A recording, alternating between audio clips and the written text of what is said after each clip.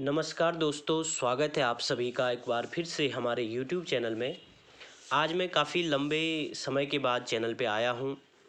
व्यक्तिगत कारणों की वजह से, व्यस्तता के कारण मैं थोड़ा समय नहीं दे पाया था, लेकिन कोशिश रहेगी कि आगे से ये सिलसिला आपके साथ कंटिन्यू रहे। तो वीडियो अच्छी लगे तो दोस्तों लाइक, शेयर और सब्सक्राइब ज़रूर करें चैनल को। तो आइए स्टार्ट करते हैं आज का वीडियो। डिक्टेशन रहेगी 80 और 90 के बीच और डिक्टेशन स्टार्ट होगी 5 सेकंड बाद। यह अच्छा हुआ कि सुप्रीम कोर्ट ने ईवीएम के स्थान पर मतपत्र से चुनाव कराने की मांग वाली याचिका को खारिज करते हुए याचिकाकर्ता को फटकार भी लगाई।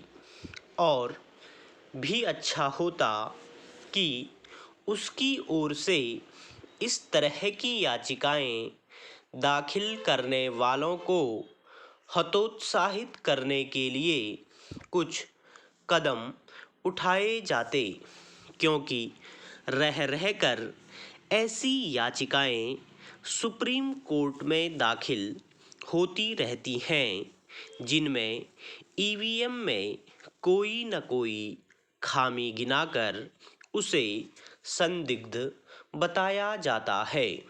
यह सिलसिला थमना चाहिए, क्योंकि कुछ दलों, नेताओं और कथित लोकतंत्र हितैषियों ने ईवीएम को बदनाम करने को अपना पेशा बना लिया है। सुप्रीम कोर्ट ने यह सही कहा कि आखिर चुनाव हारने पर ही ईवीएम की शिकायत क्यों की जाती है।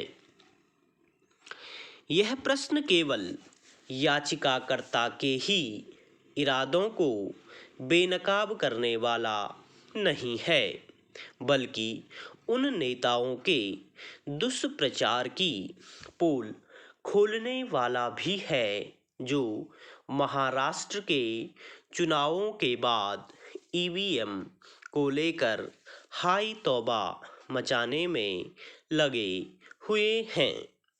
यह आश्चर्यजनक है कि जो महाराष्ट्र के चुनाव नतीजों के आधार पर ईवीएम को दोष दे रहे हैं, वही झारखंड के परिणामों पर मौन साधे हुए हैं। क्या ये कहना चाहते हैं कि महाराष्ट्र में ईवीएम ने सही तरह काम नहीं किया, लेकिन झारखंड में किया?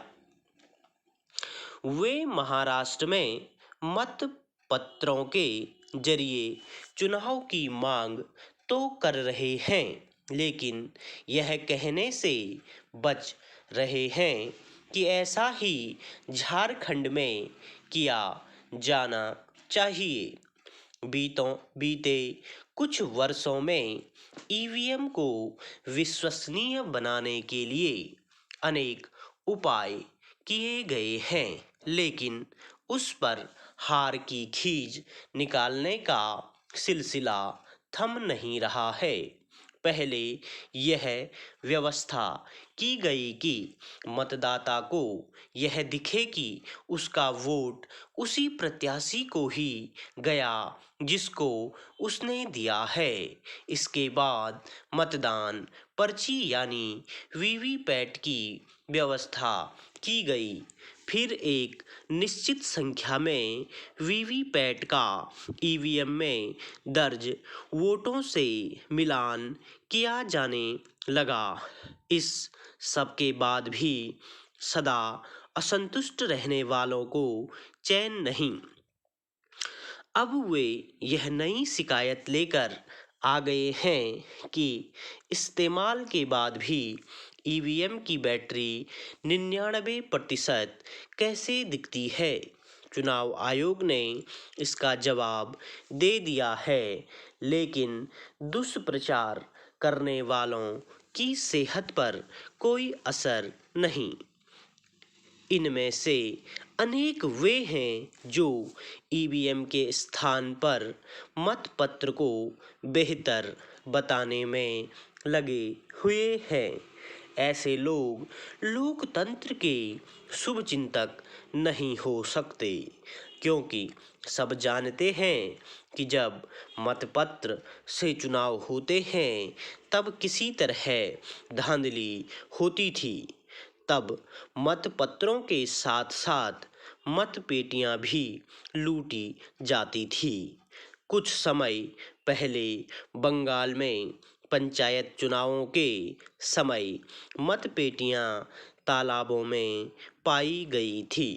क्या मतपत्र से चुनाव की वकालत करने वाले ऐसी ही घटनाएं देश भर में देखना चाहते हैं? यदि नहीं, तो फिर वे चुनाव प्रक्रिया को बैलगाड़ी युग में क्यों ले जाना चाहते हैं? स्टॉप। दोस्तों, यदि वीडियो अच्छी लगे तो कृपया लाइक, शेयर और सब्सक्राइब जरूर करें। धन्यवाद।